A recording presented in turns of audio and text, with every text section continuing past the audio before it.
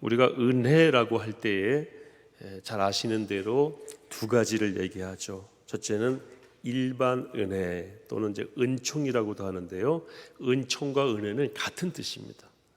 정확하게 같은 뜻이니까 표현이 다르다라고만 생각하시면 되는데, 보통 일반 은총이라고도 얘기하고 특별 은총이라고도 얘기하고, 일반 은혜, 특별 은혜.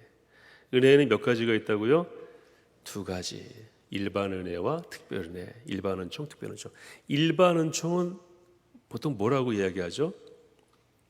모든 사람이 차별 없이 누리게 되는 하나님의 그 선물이죠. 예컨대 오늘 이제 공기 그리고 해 이런 거잖아요. 뭐 물도 주시고, 그래서 그걸 통해서도 하나님을 알 수 있고, 그것만 가지고도 은혜다라고 고백하면 하나님께 감사할 수 있습니다. 제가 어떤 믿지 않는 분의 사무실에 갔더니요, 벽에다가 감사의 기도를 쫙 써놨어요. 그래서 어떻게, 맨 끝에 그 기도하는 대상이 없어요. 그냥 그 자연한테 감사하는 거예요. 범신론이죠, 말하자면. 그래서 제가 다 듣고 그랬어요.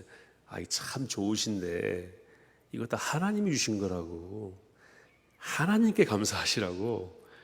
그때 그분이 열린 마음으로 그렇게 하겠습니다, 그렇게 말씀하시더라고요. 성경에 분명히 나와 있습니다. 로마서 1장 20절에 창세로부터 그의 보이지 아니하는 것들 곧 그의 영원하신 능력과 신성이 그가 만드신 만물에 분명히 보여 알려졌나니 그러므로 그들이 핑계하지 못할지니라. 굉장히 중요한 말씀이고 무서운 말씀이에요. 나는 생전에 하나님에 대해 들어본 적이 없어, 나는 생전에 누가 예수님에 대해서 얘기해 준 적이 없어 라고 할지라도 하나님께서 그 사람을 심판하실 때에는 근거가 되는 구절이 바로 이 구절이라는 것입니다. 뭘 통해서 하나님을 알게 하셨다고요? 영원하신 능력과 신성이 그가 만드신 자연 만물에 다 드러나 있다는 겁니다. 그래서 조상들이 썼던 표현 가운데 여기에 맞는 표현이 조물주라는 표현이에요. 조물주를 우리식으로 말하면 뭐죠? 창조주예요. 우리 조상들은 하나님은 몰랐지만, 자연을 보니까 누군가가 이걸 만들었구나, 만든 그분은 대단하고, 그래서 주인 주자를 쓴 거예요. 주인 주자. 그걸 우리 기독교가 창조주로 바꿨을 뿐이죠. 자연을 통해서도 누구를 알 수 있다고요? 하나님을 알 수 있다. 근데 거기까지예요. 그가 예수님을 인격적으로 만나려면 뭘 들어야 됩니까? 복음을 들어야 되고, 복음을 들으면서 예수님을 주라고 고백하는 것은 또 성령께서 하셔야만 가능한 일이다라고 성경은 명백하게 말씀하고 있죠. 그래서 우리가 저 밖에 있다가 교회 안에 들어와서 예수님을 구주로 고백하는 사람들로 여기에 앉아 계시게 된 것은 여러 단계의 작업이 있었어요. 자연을 보고 하나님이 계시는 거 아닌가, 또는 생활하시다가 이건 뭔가 있는 것 같아, 초월자가 있는 것 같아, 합리주의에 빠지지 않고 거기에 갇히지 않고 인간의 이성을 뛰어넘는 어떤 신적 존재가 있는 것 같다라고 하는 막연한 의구심, 거기에 더 들어가서 누군가를 통해서 예수님을 접하시고 그걸 마음으로 받아들였는데, 성령께서 내면에서 역사하셔서 예수님을 주로 고백하게 하신 이런 단계들을 통해서 한 명의 그리스도인이 하나님의 교회에 앉아있게 된 것입니다. 얼마나 큰 은혜입니까? 첫 번째 은혜는 일반 은혜. 우리가 그리스도인 되어서 이렇게 이 자리에 와서 예배자로 있게 된 것은 특별 은혜. 특별 은혜는 곧 구원의 은혜를 말합니다. 일반 은혜는 누구나 다 이렇게 거기에 그 아래 있죠. 특별 은혜는 여기 있는 분들에게만 있습니다. 그래서 이것을 제한 속죄라고 얘기하고 제한 은혜라고 얘기합니다. 은혜가, 구원이 모두에게 임하는 것이 아니라 그것은 제한되어 있다. 우리가 그 제한된 하나님의 구원의 백성의 자리에 들어오게 된 것입니다. 누가 우리를 구원하셨습니까? 하나님께서 주권적으로 당신의 완전한 선하심과 완전한 사랑으로 우리를 이렇게 붙잡으셔서 자녀로 삼으신 거기 때문에 우리의 구원은 내가 성취한 것이 아니고 하나님께서 우리를 구원하셨기 때문에 우리에게 구원은 능동형이 아니고 뭐라고 그랬습니까? 수동형이죠. 이거를 C.S. 루이스라고 하는 영국의 변증학자, 영문학자이며 변증학자는 체크라는 표현을 썼어요. 순전한 기독교에서 체크. 체크는 서양 장기에서 장이란 뜻입니다. 우리 장기 들 때 장 그러면 이제 피해야 되죠. 잘못하면 죽는 거죠. 서양 장기는 체스에서는 체크라고 한대요. 하나님이 내 삶을 체크하셨다. 내 삶에 완전히 들어오셔서 내가 피할 수 없도록 나를 애워싸시고 그리고 만나주셨다. 이렇게 표현했어요. 그 전에 C.S. 루이스라고 하는 이분은요, 무신론자였어요. 그런데 그렇게 예수님을 만나고 나서 완전히 뒤집어진 특별 은총을 겸하여 받은 사람으로 그렇게 살게 되었습니다. 여러분, 제가 하나만 여쭤볼게요. 제가 여러 번 말씀드렸는데 이 특별 은총 말씀드리면서 한번 여쭙고 확인하고 넘어갔으면 좋겠습니다. 하나님이 우리를 구원하신 이 구원이 취소가 될까요? 안 될까요? 어떻게 안 됩니까? 그런 게 어디 있어요? 다 취소, 리펀 다 되잖아요, 요새. 맞습니다. 하나님의 구원은 절대 취소가 되지 않습니다. 로마서 11장 29절에 하나님의 은사와 부르심에는 후회가 없느니라. 로마서 8장 마지막을 쭉 보시면은 어떤 피조물도 우리를 그리스도의 사랑에서 끊을 수 없다. 심지어 죽음이나 적신이나 칼이랴. 어떤 것도 끊을 수 없다. 이유가 무엇입니까? 우리가 하나님을 사랑하고 찾은 것이 아니고 하나님께서 우리를 잡으셨기 때문에 우리를 잡으신 하나님의 이 잡으심, 붙잡으시면은 후회도 없고 이거는 절대 변하지 않는다는 거예요. 우리가 하나님을 붙잡았으면은요, 우리가 하나님을 놓기 쉬워요. 우리의 삶에는 후회가 있고 우리의 삶에는 변개함이 있지만 하나님은 인간이 아니시기 때문에 후회가 없으시고 인생이 아니시기 때문에 변개치 아니하신다. 분명히 말씀하고 있죠. 그리고 우리를 끝까지 어디로 인도하십니까?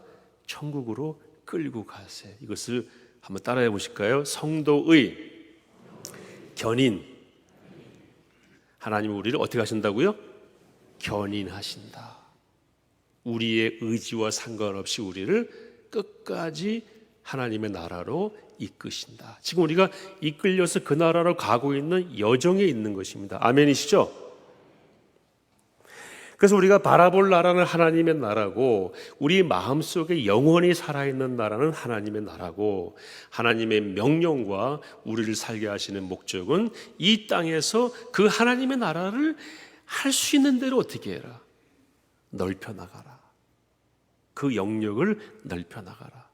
그래서 오늘 우리가 모여서 예배하고 다시 그 하나님의 나라를 가슴에 담고 하나님의 나라의 법도와 그 이론을 정확하게 알고 세상에 나가서 영적인 싸움을 싸우며 그 나라를 조금씩 내가 살아가는 영역에서 확장해 나가려고 몸부림치고 있는 것입니다. 오늘 제3의 은혜를 말씀드리겠습니다. 첫째는 뭐라고 그랬죠? 특별 은혜, 일반 은혜. 제3의 은혜는 은사입니다. 은사. 제3의 은혜가 뭐라고요? 은사. 오늘 7절 말씀 보시면 우리 각 사람에게 그리스도의 선물의 분량대로 뭘 주셨습니까? 은혜를 주셨다. 이 은혜라는 단어는 제가 원어를 찾아봐도 은혜입니다. 카리스라고 하는 단어, 이건 은혜예요.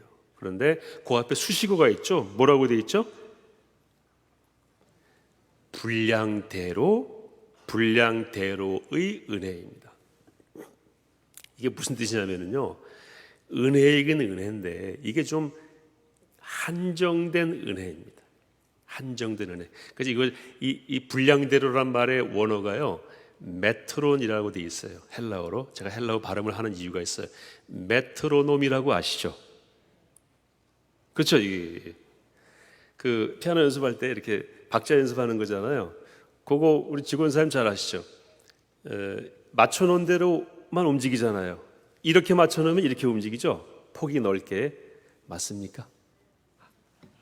저희 집에도 옛날에 있었어요. 이 분량대로라는 의미가 맞춰놓은 대로 이렇게 요 정도면 요 정도, 이렇게 맞춰놓으면 이렇게. 그러니까 A라고 하는 사람에게 준 은혜가 분량대로 요 분량으로 주셨으면은 요게 메트로놈인 거예요. 메트로. 그러니까 분량대로. B라고 하는 사람은 이런 은혜를 주셨는데 제한돼 있으니까 그걸 뭐라고 부른다고요? 은사. 그렇게 해석합니다. 제 해석이 아니고. 그래서 제한된 분량으로 주신 하나님의 은혜를 선물로 주신 것으로 은사라고 할 수 있다. 원래 은사는 카리스마라고 합니다. 은혜는 카리스, 영어로 그레이스라고 하죠. 그레이스가 거기서 나온 거예요. 발음이 비슷하잖아요. 카리스, 그레이스. 은사는 카리스마라고 합니다. 또는 영어로 기프트, 선물. 이 차이는 뭐냐? 그러니까 한정적으로 주신 은혜를 은사라고 한다. 이렇게 아시면은 크게 틀리지 않아요. 그리고 권위 있는 해석자들이 그렇게 해석을 하고 있습니다. 이렇게 제가 한번 예를 들어 볼게요.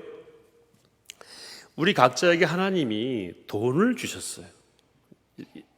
그런데 A라고 하는 분에게는 그 돈을 똑같이 주신 것이 아니고 제한되게 한정되어 주셨는데 A라고 하는 사람에게는 많은 돈을 줬다. 또 B라고 하는 사람에게는 적은 돈을 줬다. 이렇게 표현하기는 좀 어려울 것 같아요. 은사는 많고 적은 것이 아니고 형태가 다른 것입니다. 그래서 이렇게 표현할게요. A라고 하는 사람에게는 달러로 돈을 주셨고 B라고 하는 사람에게는 엔화로 주셨고 C라고 하는 사람에게는 우리 한국도 원화로 주셨고 다 돈인데 다르죠, 형태가. 이렇게 표현할 수 있을 것 같아요. 그래서 다 같은 가치를 가졌지만 쓰이는 용도가 다르고 또 형태가 달라요. 그렇게 표현할 수 있을 것 같아요. 우리가 하나님의 은혜를 받았지만 다 다르게 받은 어떤 것이 우리에게 있다 하는 것이 제3의 은혜고, 다른 말을 말하면 은사라고 표현할 수 있을 것 같습니다. 요한복음 3장 34절에 이런 말씀이 있어요. 하나님이 성령을 한량 없이 주심이니라. 여러분, 한량이라는 말이 뭐죠? 제한할 때에다 한자에다가 양할 때 양자예요. 그러니까 양을 제한해서가 한량이죠. 그것 없이 주셨다니까 제한 없이 주셨다. 그런데 한량 뭐 양을 제한하다, 바로 그 의미가 여기 나온 그 분량대로의 뜻입니다. 그러니까 하나님이 뭘 제한해서 주신 은혜가 은사다라는 표현을 여기서 우리가 가져올 수 있는 거죠. 제한된 분량으로 주어진 은혜, 이것이 은사다, 이렇게 정리하고 넘어가겠습니다. 그러면 재능과 은사와 은혜, 이게 비슷해요. 이거 정확히 설명하는 글이 없어서 제가 썼어요, 책에다가. 여기저기 물어보고 재능은 뭐고 은혜는 뭐고 은사는 뭐냐. 제가 10여 년 전에 책을 쓰면서 이런 책 저런 책 보고 많은 사람들에게 물어봐도 그걸 정확하게 정의를 내려서 구분한 내용이 없어서 제가 성장하는 그리스도인과 책을 쓰면서 그 내용을 이렇게 분리해서 넣은 적이 있어요. 여러분, 재능은 뭡니까? 재능은 탤런트죠. 우리말로 성경에 달란트라고 나오잖아요. 재능도 사람마다 다 다릅니다. 달란트 비유해 보시면 한 사람 몇 달란트요? 한 달란트. 많이 받은 사람은 5달란트. 거기에 각각 재능대로 주셨다고 되어 있어요. 다 다릅니다. 은사는 아까 말씀드린 대로 역시 다 다른 하나님이 주신 은혜. 그 다음에 또 은혜는 보편적인 은혜, 일반적인 은혜와 또 특별한 은혜, 이 세 가지가 우리가 하나님께로부터 받은 것인데 공통점은 뭐냐면요, 다 누가 주신 겁니까? 다 삼위일체 하나님이 주셨어요. 그래서 7절 말씀 다시 보면은 우리 각 사람에게 누구의 그리스도의 선물의 분량대로 은혜를 주셨다. 그래서 그리스도 삼위일체 하나님이 성부, 성자, 성령님이 우리에게 주신 것이 재능이고 은사고 은혜라는 것입니다. 이것이 공통점이고, 두 번째는 뭐겠어요? 모든 주어진 재능과 은사의 공통점은 무엇을 위해 써야 됩니까? 하나님의 영광을 위해 쓰는 것이다. 이것이 공통점입니다. 차이점은 무엇일까요? 재능은 거의 태어날 때부터 주어지는 것으로 알고 있죠. 재능. 근데 은사는 언제 주어집니까? 예수 믿고 나서 은사가 주어지거나 또는 은사로 발견하게 되는, 이게 차이점이에요. 재능은 뭐 IQ가 높거나 또는 뜀뛰기를 잘하거나 이런 것들은 거의 태어날 때부터 주신 것이 맞다라고 보죠. 음악을 잘하는 사람들은요, 진짜 아무리 가둬놔도 음악으로 갑니다. 그리고 미술 잘하는 사람은 아무리 피아노 치게 최고의 레슨을 받아도 결국은 내려와서 바닥에서 그림을 그리고야 마는 거예요. 그래서 우리 부모님들은 그 재능을 잘 따라서 가르치는 것, 이것이 바로 교육이죠. 그 재능을 끄집어낸다라는 뜻이 교육이라는 뜻입니다. 누가 주신 겁니까? 하나님이 주신 건데, 이것은 태어날 때부터 주신 것이다 라고 보통 보고 있습니다. 근데 은사는 그것이 태어날 때부터 주어진 것이라 할지라도 예수 믿고 나서 다시 그 목적대로 새롭게 쓰여지기 때문에, 사실은 은사의 발견은 예수님을 믿은 다음에야 가능한 것이다, 이렇게 분리해서 봅니다. 김춘수의 꽃이라는 시를 잘 아시죠? 내가 그의 이름을 불러주기 전에는 그는 다만 하나의 몸짓에 지나지 않았다.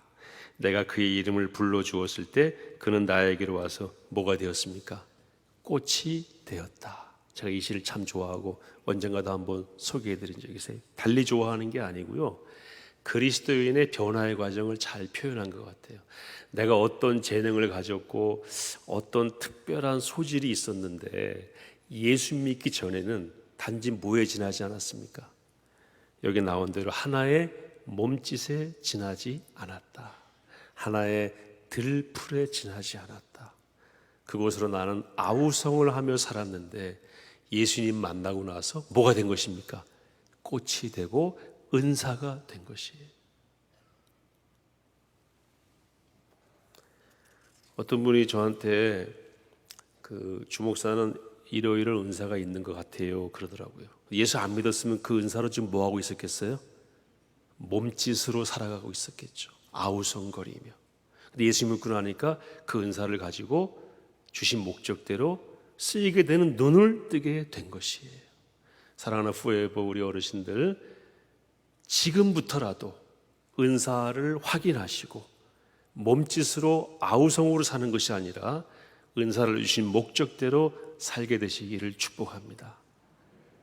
그리고 자녀들을, 손주들을 그런 관점에서 관찰하시고 그런 관점에서 기도해 주시고 또 그런 관점에서 잘 활용할 수 있도록 도와주시기를 바랍니다. 몇 가지 적용을 해보겠습니다. 오늘 말씀에도 나오지만 우리 각 사람에게 그리스도의 선물의 분량대로 주셨다 이렇게 말씀하셨고, 고린도전서 12장 11절에는 성령의 뜻대로 각 사람에게 나누어 주셨다 이렇게 되어 있어요. 그러니까 은사는 각 사람에게 주셨다. 그러니까 옆에 계신 분하고 나하고 은사가 다를 수 있습니까? 없습니까? 다를 수 있죠. 왜냐하면 각각의 사람에게 주신 거예요. 성경에 나오는 고린도 12장의 예가, 어떤 사람은 사도로 부르셨고 어떤 사람은 선지자로, 어떤 사람은 복음 전하는 자로, 어떤 사람은 목사와 교사로 부르셨다. 목사와 교사는 하나예요. 그러니까 목자임을 동시에 가르치는 사람, 그렇게 부르셨다. 성경에는 이렇게 몇 개 안 나와 있지만 다양한 부르심이 있는 거예요. 그 부르심은 다 각자에게 주신 것이다. 굉장히 중요한 것입니다. 그래서 이것을 각자가 받은 은사를 목적대로 사용하는 것이 또 두 번째로 중요한 부분이에요. 12절 말씀 잠깐 보시겠습니다. 12절 같이 한번 읽겠습니다. 시작. 이는 성도를 온전하게 하여 봉사의 일을 하게 하며 그리스도의 몸을 세우려 하십니다. 우리에게 이런저런 은사, 재능까지도 포함시킬 수 있어요. 이걸 주신 목적이 뭐라는 것입니까? 첫째는 성도를 온전하게 하고, 한 사람 그 받은 은사와 재능으로 옆에 있는 사람을 온전하게 뭐 하라는 겁니까? 세워주라는 것입니다. 두 번째는 무엇입니까? 봉사, 섬기라는 것입니다. 그래서 여러분, 예배라는 말도 봉사라는 뜻이에요. 원어상으로. 누구에게 봉사하는 겁니까? 하나님께, 하나님을 섬기고 하나님께 우리의 최선을 다해서 봉사하는 그것이 예배고, 그와 마찬가지로 다른 사람을 위해서 서비스, 봉사하는 것이 하나님께서는 살아있는 예배로 보여지는 것이다, 인정받는 것이다 라는 것이 성경의 말씀이에요. 그래서 우리에게 주어진 재능과 은사 있다면 이걸 어떻게 해야 되겠습니까? 첫째는 다른 사람을 온전하게 세워주는 일에, 내가 두 다리가 있으니까 부족한 사람이 있으면 세워주는 일에, 그리고 힘이 있다면 나누고 섬기는 일에. 그래서 이런 표현이 있습니다. Church for others. 그러니까 others는 다른 사람들이죠. 다른 사람들을 위한 교회. 이걸 한자를 섞어서 타자를 위한 교회라는 표현을 칼 바르트라는 독일의 신학자가 썼어요. 그분의 신학을 우리가 다 받아들일 수 없지만 교회론에서 이 부분은 받아들일 수 있습니다. 어떤 교회입니까? 타자를 위한 교회, 그리고 타자를 위한 그리스도인. 우리 어르신들이, 저희 부모님들이 저희 어릴 때 하신 말씀이 뭐냐면요, 야, 열심히 공부해라, 배워서 남 주냐? 그랬거든요. 성경 말씀은 달라요. 배워서 남 주자. 그러니까 열심히 배워라. 공부 안 하는 너는 남을 위해 살지 않겠다는 것이 이렇게 가야 돼요. 공부 안 하는 너는 네 인생이 어려울 것이다. 그 정도가 아니고 너 인생 자체가 의미 없게 되는 것이다. 배워서 남 줘라 하는 것이 성경 말씀입니다. 아멘이십니까? 근데요, 아무리 남을 줘도 다시 흘러 넘치는 것이 하나님의 원리인 줄로 믿습니다.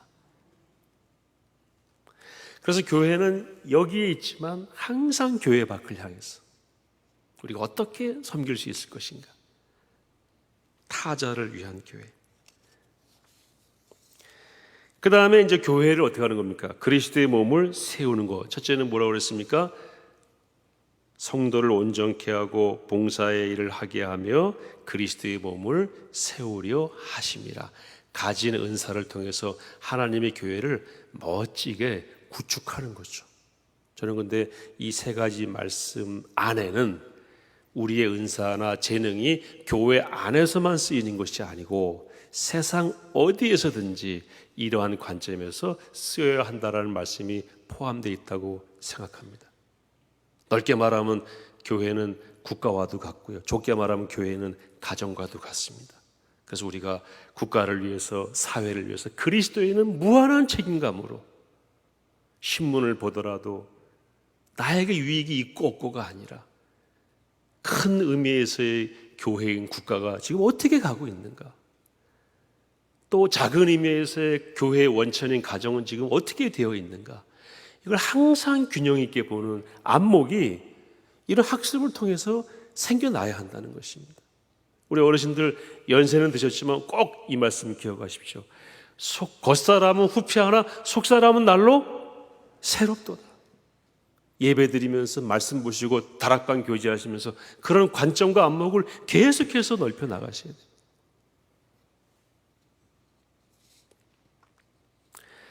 마지막으로 적용하면은요, 아까 말씀드린 대로 은사는 각각 다르기 때문에 다른 것을 인정하는 것이 필요합니다.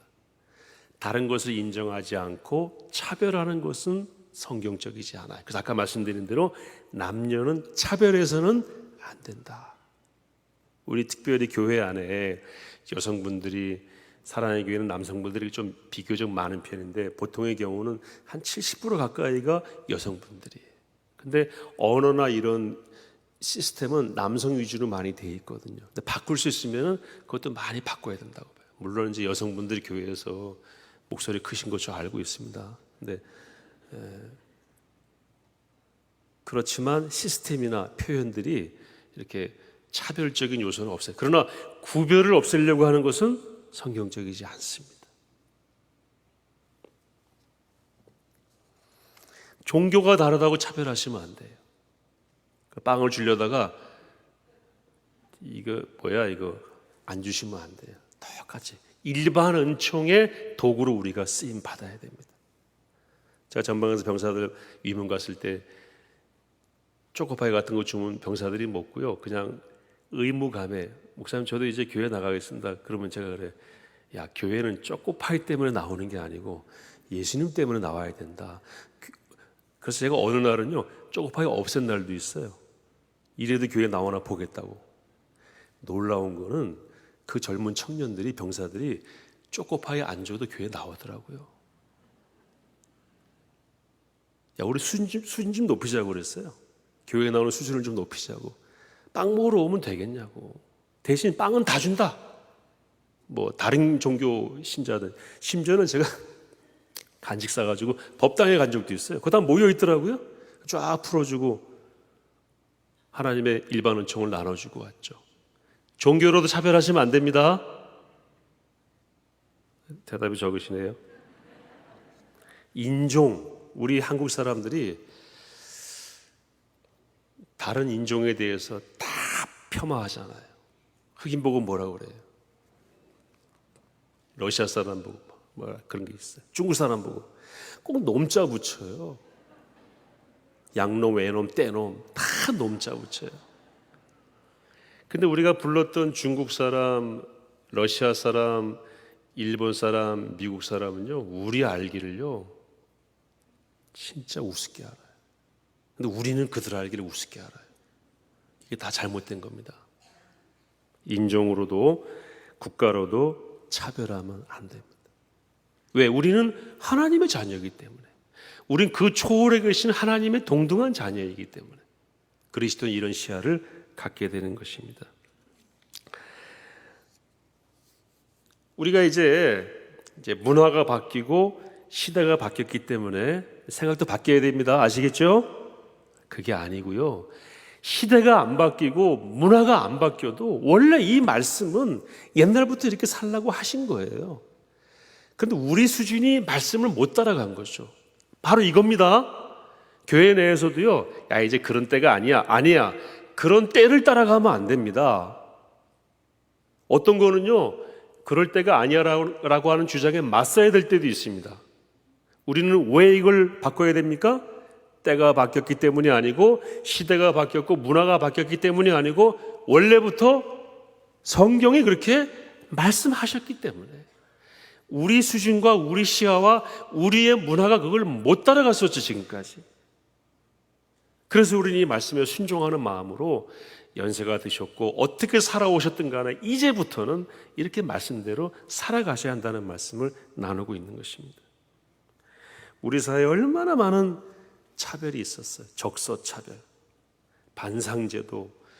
반상제도가 뭐예요? 반상회가 아니고 양반, 상놈. 우리는요 할 수만 있으면 차별했어요. 양천제도, 양반과 천민, 남녀, 노소, 지역으로 나누고 할 수만 있으면 갈라쳤어요.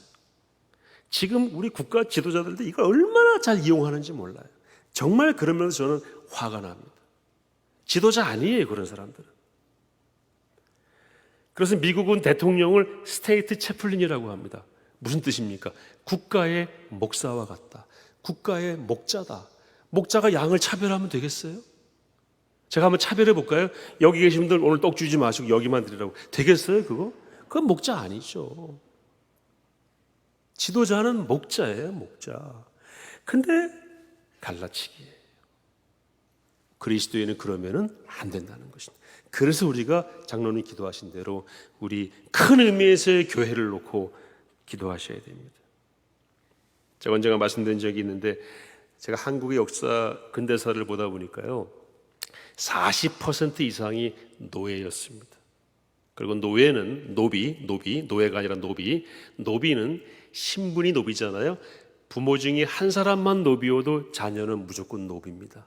그래서 여기 오신 분들 가운데 상당수가 조상이 노비였을 가능성이 많아요. 우린 그렇게 멀쩡한 사람들을 노비로 만들어버리는 그런 문화 속에 살았어요. 성경에 들어와서 그런 거 하지 말라고 그랬죠. 성경에 들어와서 여성 차별하지 말라고 그랬죠. 그래서 여학교를 세우고 여학생을 지도자로 세우고, 그것이 성경의 그 당시에도 가르침이었어요.